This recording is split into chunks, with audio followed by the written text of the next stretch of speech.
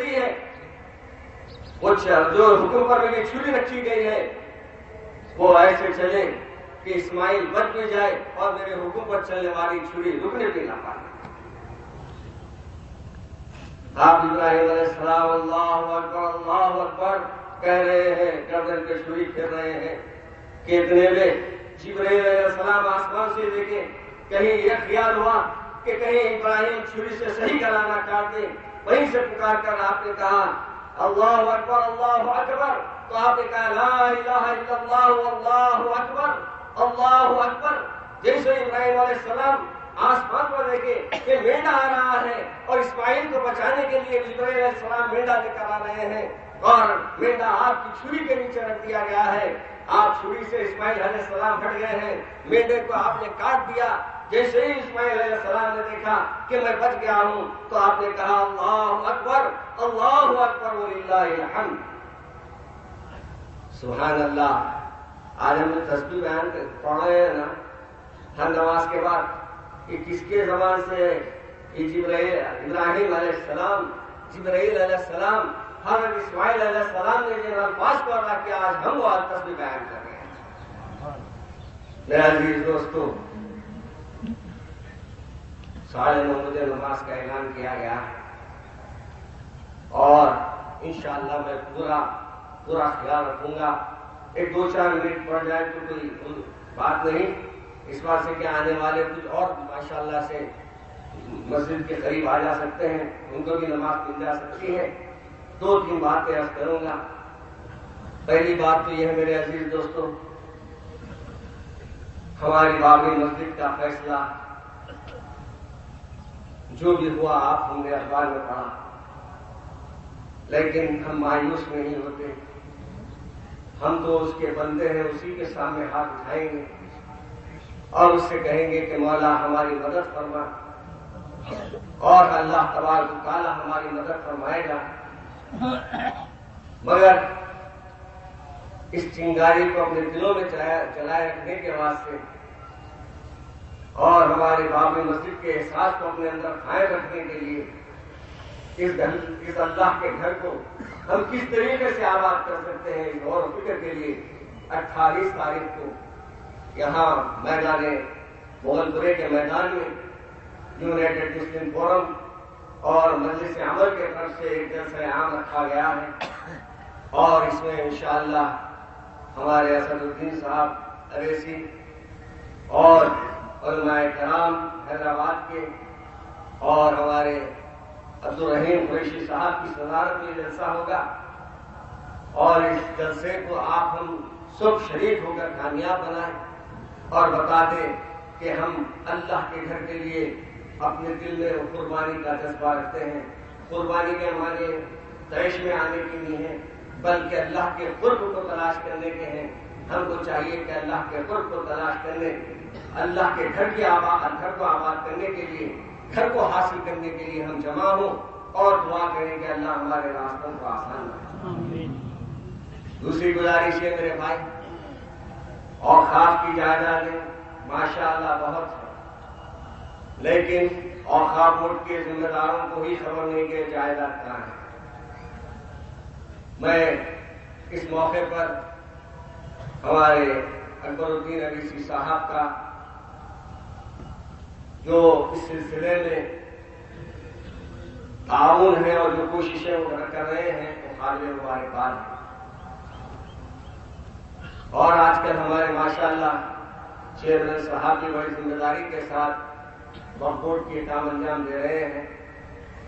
یہ بھی بہت بڑی بات ہے کہ آنے کے بعد اپنے آپ کو سنبھالنا،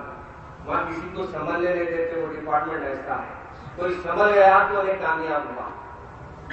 امید کہ ہمارے چیئرمین صاحب ماشاءاللہ اس کام میں بڑھ چڑھ کے حصہ لیں گے اور کافی جائیدادوں کا تحفظ کرنے میں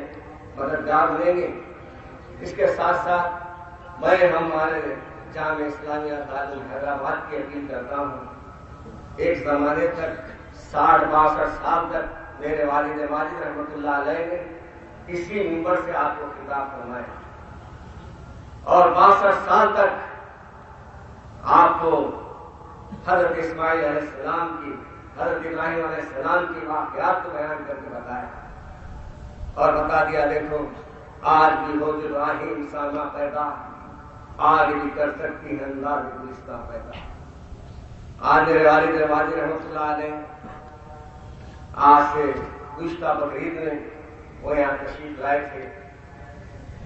لیکن طبیعت ساتھ نہیں دے رہی تھی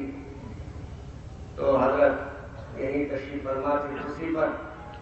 اور مجھ سے مخاطب ہو کر فرمائے تھے کہ تم خطاب کرو۔ وہ میں سوچ رہا ہوں کہ وہ میری سعادت مندی تھی یا بے ادبی تھی، مجھے نہیں معلوم کہ میں حضرت کی موجودگی میں اس منبر پر اس مقام سے میں نے آپ کو خطاب کیا تھا۔ میرے عزیز دوستو، حضرت رحمۃ اللہ علیہ کے گزرنے کے بعد آج ہمارے مدرسے کے حالات بڑے مسائل سے گزر رہے ہیں، خرچ بڑھتا جا رہا ہے، ذرائع کم ہو گئے ہیں۔ ایسے موقع پر میں آپ حضرات سے اپیل کروں گا کہ آپ جامعہ اسلامیہ دارالعلوم حیدرآباد کا نہ صرف مالی تعاون فرمائیں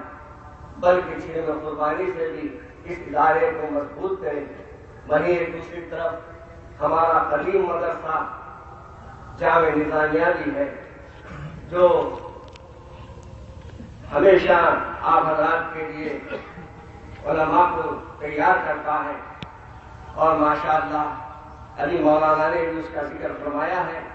اس لیے میں آپ سے گزارش کروں گا کہ جامعہ اسلامیہ دارالعلوم حیدرآباد کو تعاون فرمائیں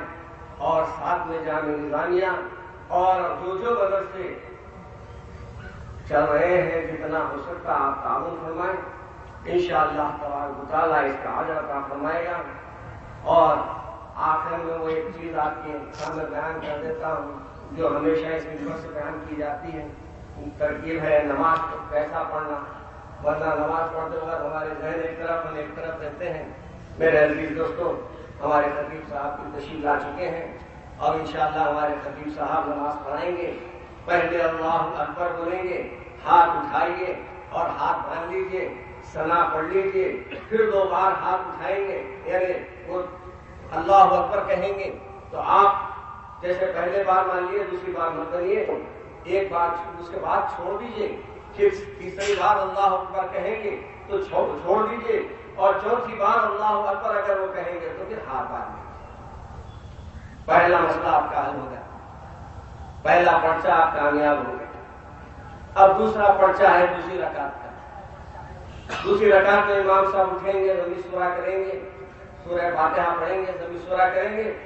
اس کے بعد اللہ اکبر کہیں گے تو سجدے میں رکوع میں نہیں چلے گا، بلکہ اللہ اکبر کہیں تو ہاتھ اٹھائیے چھوڑ دیجیے، پھر اللہ اکبر کہیں تو ہاتھ اٹھائیے چھوڑ دیجیے، پھر اللہ اکبر کہیں تو ہاتھ اٹھائیے چھوڑ دیجیے، پھر اللہ اکبر کہیں تو رکوع میں چلے جائیں گے۔ انشاءاللہ اب آپ اور ہم نماز پڑھیں گے۔ اللہ سے دعا ہے کہ اللہ مجھے اور آپ کو عمل کرنے کی توفیق عطا فرمائے۔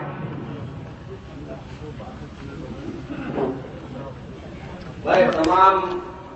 میری جہاں تک آواز آ رہی ہے اس میں خواہش کروں گا کہ وہ مسجد کے قریب تشریف لائے، عیدگاہ کے اندر آئے، بیچ میں جگہ چھوڑ کر اگر نماز پڑھی جائے تو